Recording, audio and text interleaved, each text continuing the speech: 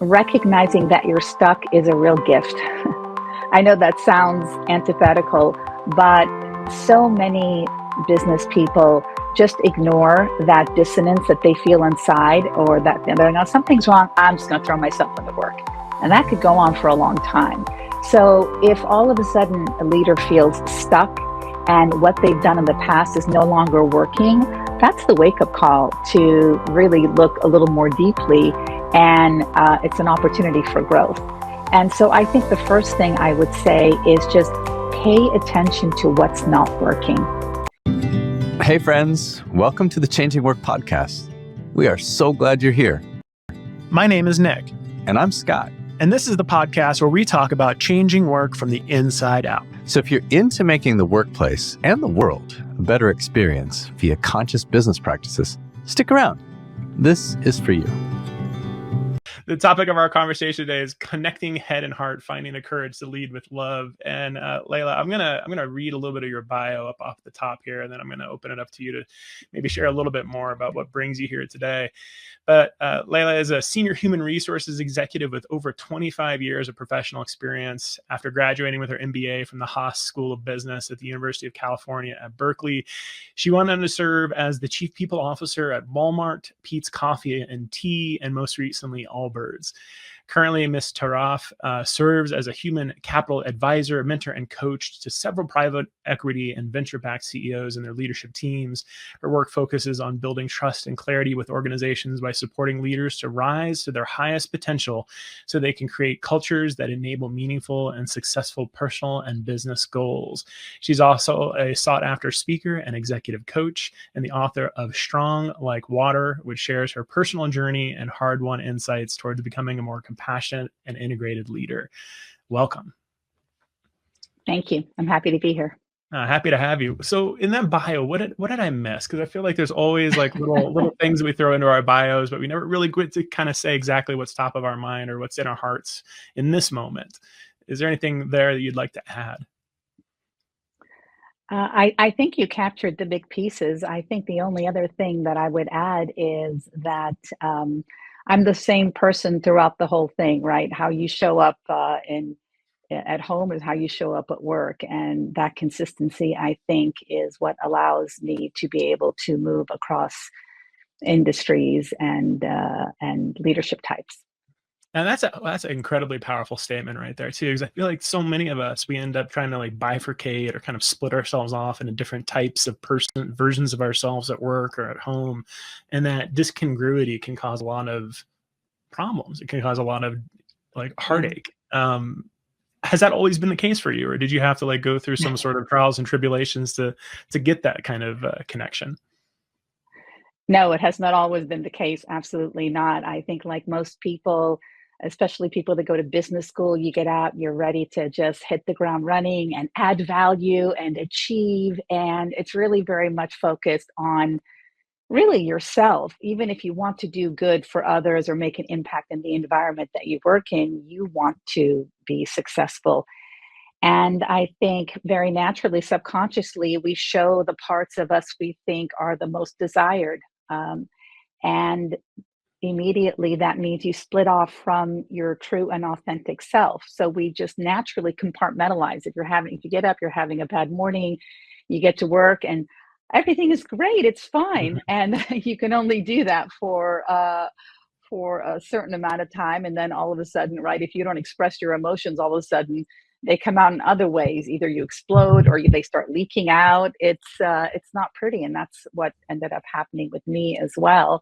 And I realized that I could no longer continue to live two separate lives, sort of this buttoned up, perfect, nothing's wrong at work, and then at home, someone different.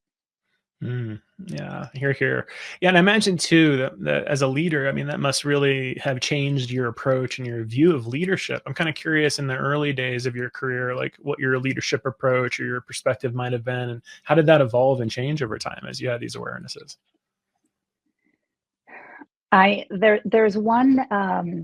There's one situation I had. It's been so long now. It's been about 15, 16 years, and it sticks in my mind because it was a moment where I really learned a very valuable lesson. It was my very early days at Walmart.com. And there were maybe 20 people in the whole company.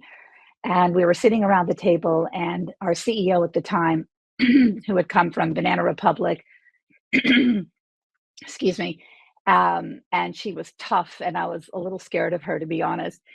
And we were doing our operating team meeting, and I was so busy, and I guess I was sort of slouching. I'm like, oh God, I've got so much work to do. I don't have time to be here.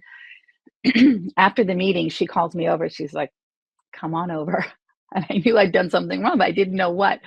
And she looked at me and she said, if I ever see you doing that again, there'll be hell to pay. I'm like, what did I do? And she said, you were so disrespectful in that meeting. You were rolling your eyes. You were clearly not engaged. And she said, the point of those meetings is not getting things done. It's bringing people along.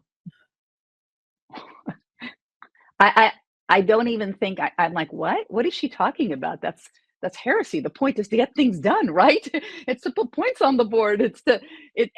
And I don't think that lesson fully was absorbed for another few years, because it was the first time someone had said that the value was in connecting and bringing others with you. That's what a leader really does, right? Not put points on the board. And this shift from me to we, as I call it, it's not instinctive, right? Because the first half of your career, you're focused on building your toolkit and proving that you can add value and that you can drive results. And then as you start shifting to manage others, then you need to sort of recede in the background and enable others. And it's a transition, it's not a hard cut from black to white. And everyone's journey is a little bit different. And so I think the biggest way that I have changed over the course of my career is I had to recognize that my value doesn't only come from me doing something specifically. It's by raising up and enabling others. It sounds intuitive to me now, but it certainly wasn't 20 years ago. Oh, sure. Yeah. And it makes complete sense too. I mean, I speak to so many leaders that on both sides where they couldn't imagine, like we were just talking to David Katz earlier, a little while ago, a couple interviews ago, and he was saying how he can even conceive of operating in a way that isn't from a place of compassion. And, my question, if we had to have more time, would have been like, is this a teachable skill? Not everyone necessarily wakes up, comes out of business school, comes into the workplace and just innately has this as their view. But do you believe that this is something that's trainable? Absolutely. Absolutely, it is. The interesting thing about showing compassion is it's directly correlated with how you feel about yourself. Mm. I'm hearing this more and more in business these days. Again, the language around leadership over the last 10 years has changed so dramatically. I mean, if someone 10, 12 years ago would have said something about empathy or leading with vulnerability, you would have been like, oh, okay. And so I do think it's teachable. And I do think that the world is beginning to understand that this sort of old school patriarchal command and control type of leadership, it's just, it doesn't work, right? It might work in the moment, but it certainly doesn't work in the long run. And so I think to lead with compassion, and I think you have to lead with courage and compassion. It's both sides, because having compassion actually requires a lot of courage. Mm. And really what it comes down to is how you hold yourself, how you feel about yourself. Because if you're beating yourself over the head and you've got a really strong inner critic, you're bound to project that onto others and be really hard on others. And so to me, this is the lifelong journey of how we begin to understand ourselves better, who we are, be kind to ourselves, and then by extension, you're able to be kind to others. Mm-hmm. Mm-hmm. You mentioned a few words there, vulnerability, courage. I would add to that, like authenticity, I feel like has come up quite a bit over the last, say, 10 years or so within the workplace, Yeah. bringing your whole self to work, which has its own problematic qualities to it. But, to me, all of this speaks to this kind of shift in not just the vernacular, but also the way people are approaching leadership. And I think to some degree, perhaps younger employees, as they come in, they have a different expectation for leadership and what is expected of them. Just given your own experience over the last 10 years, if you were to kind of chart forward a bit, maybe 3-5 years down the road, where do you see words like this coming more and more into play? And, what are the skill sets you feel like is going to be critical for leaders to be able to navigate all of this? I think it's a really interesting time right now, right? I mean, the cultural norms that governed, in the 90s and the 2000s, I think for me, it felt like sort of post Me Too Mm, started to begin to crumble. I do think that the pendulum has swung from one extreme to the other. I mean, in the 2000s, when I worked with leaders, a lot of my coaching, I felt like I was the balance where I'm like, ooh, easy, just kind of a little softer, like, let's think about the employees. And now it's actually shifted the other way, where now I think leaders they're not as aggressive for sure, but now they're pulling their punches. They're not being as clear about what they want. And so how do we find that middle ground between being really direct and decisive and aggressive and being a little passive and pulling back? And I think that's the challenge for us moving forward is how do we remain activated mm, and clear in what we want and to achieve, to be, and along the way treat people it, in a more human way.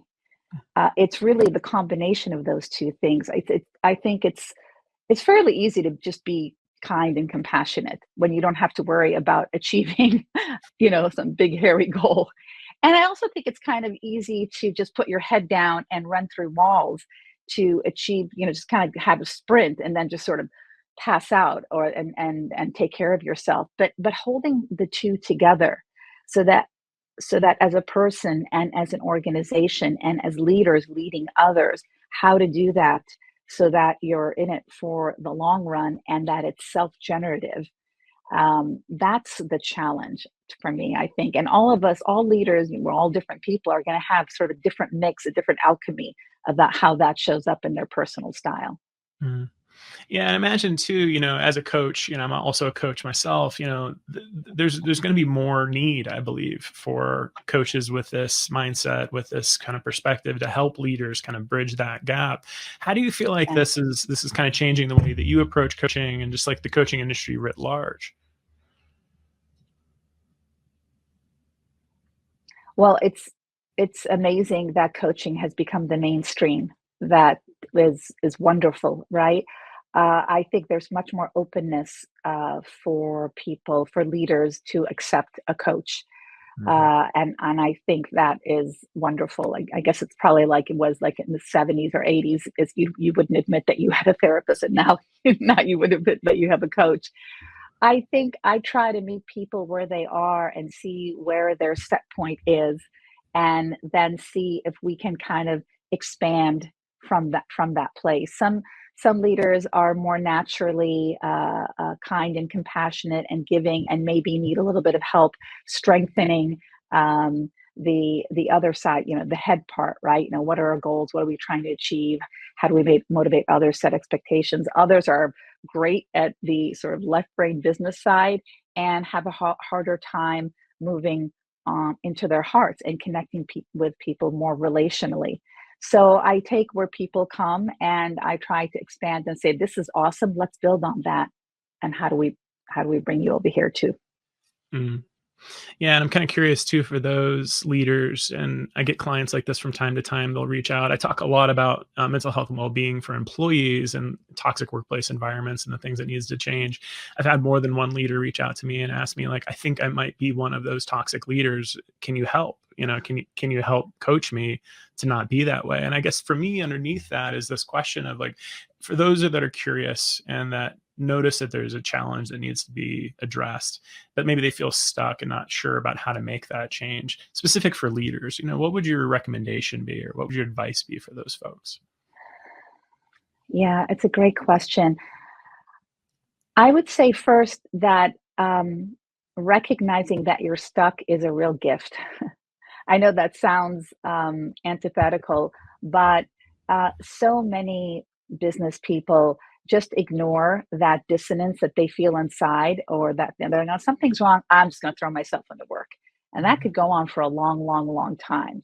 So if all of a sudden a leader feels stuck and what they've done in the past is no longer working, that's the wake up call to really look a little more deeply. And it's an opportunity for growth. And so I think the first thing I would say is just pay attention to what's not working. Where exactly do you feel stuck? Where did you used to get results and now you don't? Um, and then pay attention to what you might be resisting, a feeling, a thought, or an idea, because we're all very good, again, at compartmentalizing and pushing it away and pushing it down. So, really making the space to be able to notice what's not working and what you're resisting. And I think the next step, which is always difficult, especially for action oriented people, is to allow yourself to stay in that discomfort.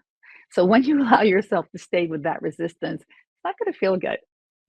It's going to bother you. You're not going to be able to make sense of it because it's not in your prefrontal cortex. It's in your body. It's in your heart.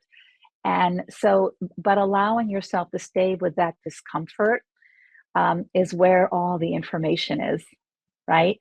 And allowing yourself to sort of feel the feeling, allow the emotion to work its way through your body so you can process it, journal your thoughts, your ideas, and eventually insights will emerge and you will have an aha, but it's not a linear, I think what's hard about it, it's not a linear process. And when we like our ABC done and it just isn't. And then again, I would say throughout the whole thing, sorry, my son is getting me, is just to be kind to yourself throughout the whole process, right? Because we have a tendency to, I don't have time for this. This used to work. What's good, so just easy. Yeah. Oh, such a good important lesson. You know, the linearity piece or the non-linearity piece, I think, is really interesting as well. I mean, you look at your resume and you've had such an amazing career so far, and imagine you've learned so much along the way. But so many of the people that I talk to, clients in particular, they get really hung up on this idea of like, well, the trajectory has been uneven, right? Or they've had to take a left turn or a right turn that they weren't expecting, and then, or maybe there's a gap in their resume or something along those lines that like causes a lot of disconcern. How do you manage that non-linearity? How do you approach that? And if you were to give advice to somebody that's kind of maybe at a crossroads in their career, how would you suggest they might approach that? That's a great question. I think Steve Jobs said in his commencement speech at Stanford, it only makes sense in hindsight. Like you only connect the dots in hindsight. It looks like, from this direction that I just managed my career and I designed it. That is not how it happened, right?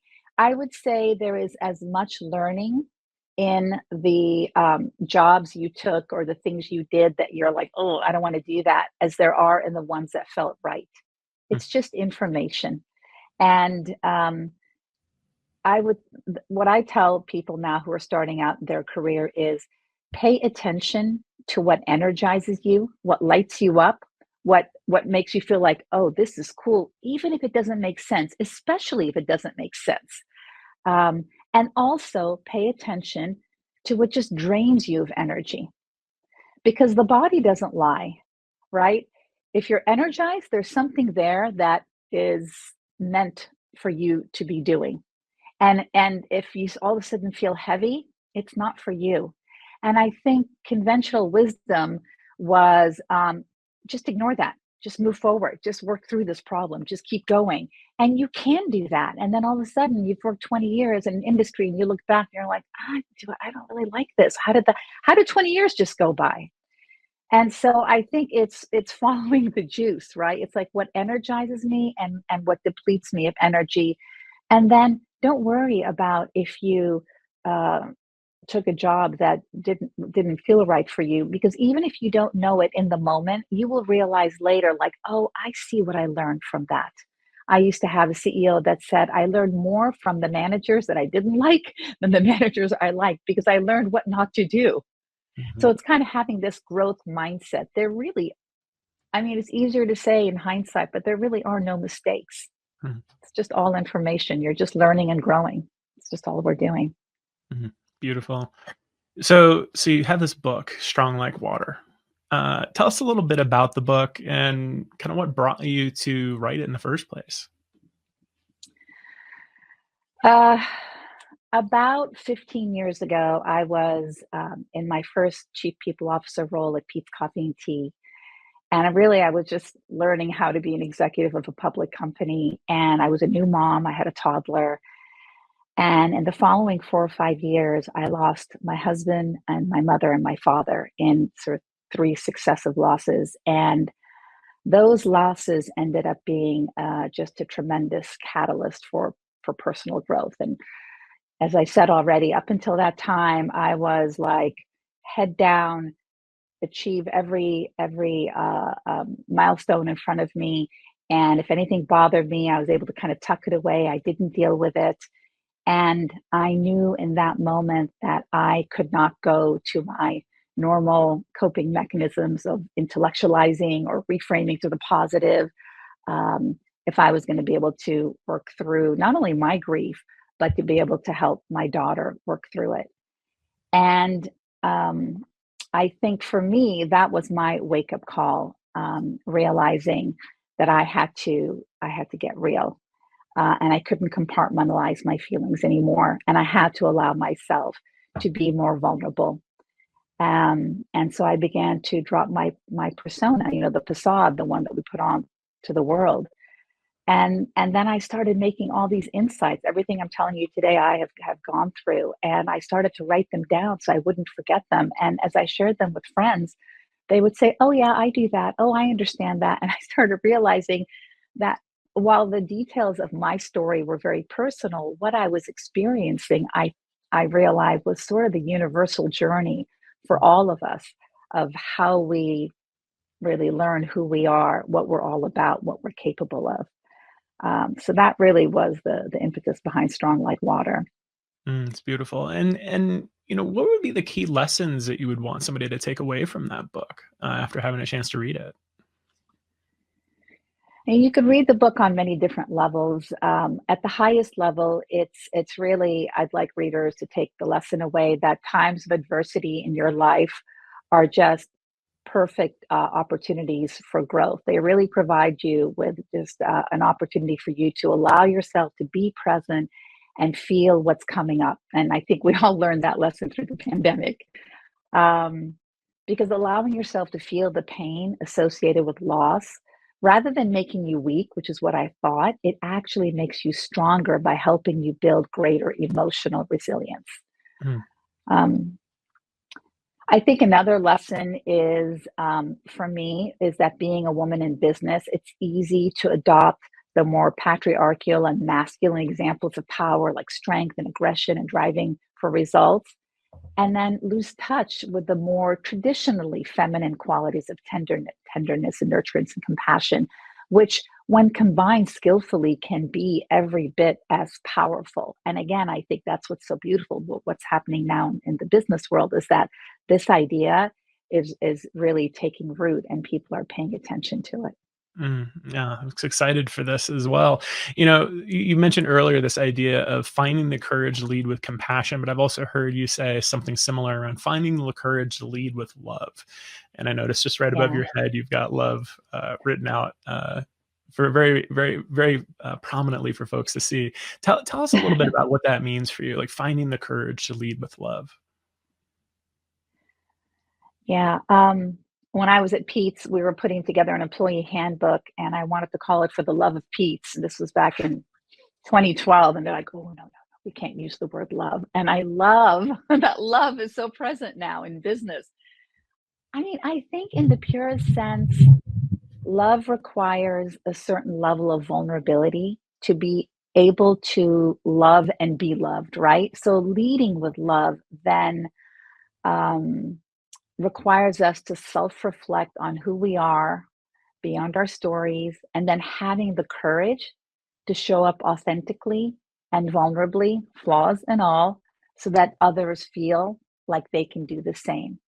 Because it's not possible to lead others with love if our inner critic is on full tilt.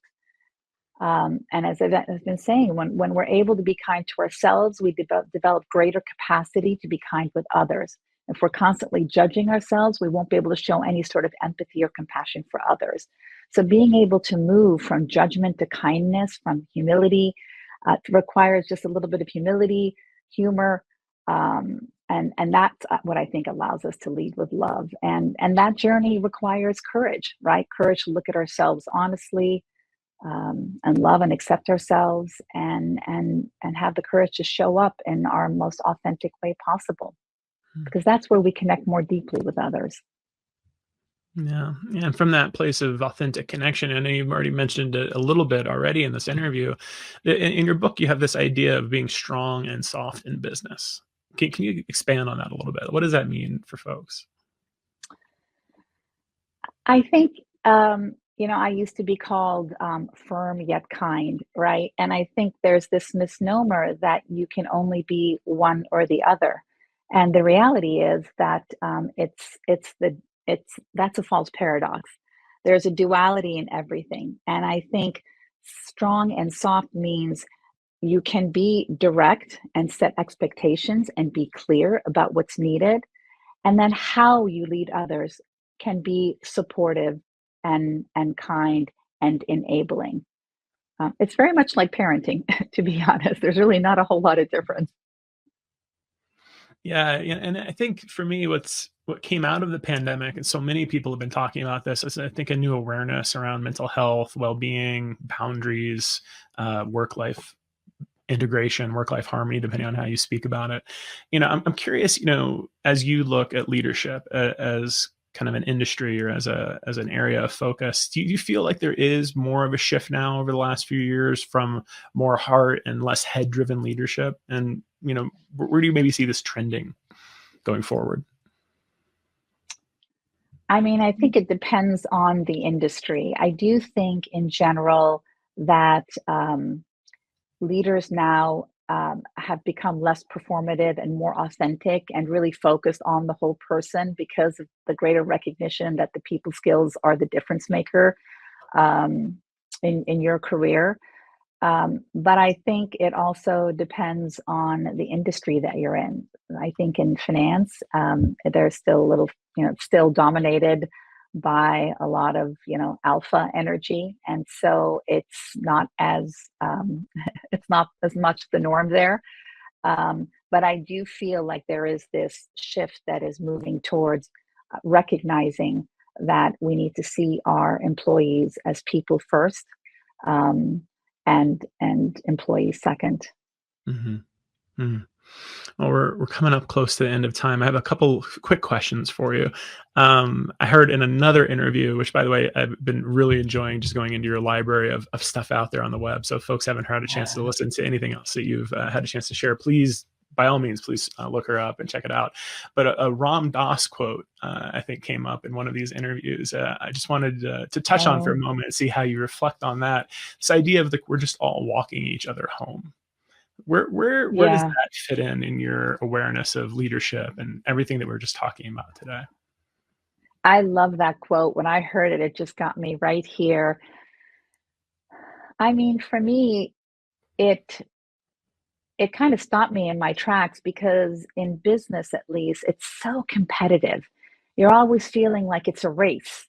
And even if you're not competing with others, you're competing with yourself, right? You're just always raising the bar, raising the bar, raising the bar.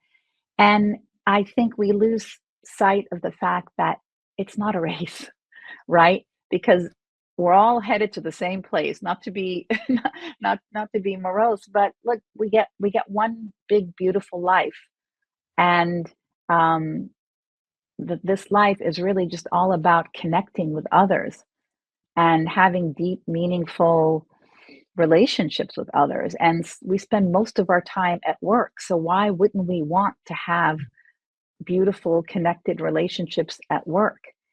And this idea that in the end, we're all just walking each other home, for me, is just a reminder that we're all the same. We all put our pants on in the morning. We all have good mornings. We all have bad mornings. Let's cut each other some slack and see the humanity Mhm. that ties us all, right? Another quote I love by Brene Brown is, people are hard to hate close up. It's very easy to think of, sort of a group of people or situation and feel like you're disconnected from them. But in the end, we're all just the same, right? Mm, And we're all dealing with the same things. So why wouldn't you want to support each other? mm, such an important message. I didn't get a chance to ask you at the top, but you were mentioning this idea of paying attention to the things that spark within you, or the things that you don't particularly enjoy. What sparks in your heart? When I was a teenager, I was thinking about going to college and what did I want to major in. I had this idea. I really like helping people. Is that a thing? I didn't know that that was a thing. And I decided to go into business. And here we are 25 years later. I am the closest to helping people as you possibly can be in business. And so I didn't pay attention to that, right? I didn't know back, when I was a teenager, like what is this helping thing and what Mm, does it mean? But somehow, and my undergrad was computer science. So I went from computer science undergrad, MBA, to now being a coach, really where I'm focused on helping people. It just happens to be in business. mm, And so I think that's why I just know this idea of paying attention to the spark. That's the answer right there. That's how you find your purpose. And we talk a lot about finding our purpose these days. That's it, because all of us have a unique talent that when it's combined with the need in the world, that's our purpose. mm. I love that so much. We're at time, unfortunately, but I think it's a beautiful place to end on. Layla, if folks would like to learn more about you or hear more about what you have to share, what's a good place for people to find you at? LinkedIn, I'm on LinkedIn. You can go on my website, which is lailatarraf.com, or my email, which is first name at first and last name.com. Mm, Very wonderful. easy. Well, Layla, thank you so much for being here. Thanks for all the work that you're doing in the world. And we hope to hear from you again sometime soon. Have a wonderful rest of your afternoon. Thank you so much, Nicholas.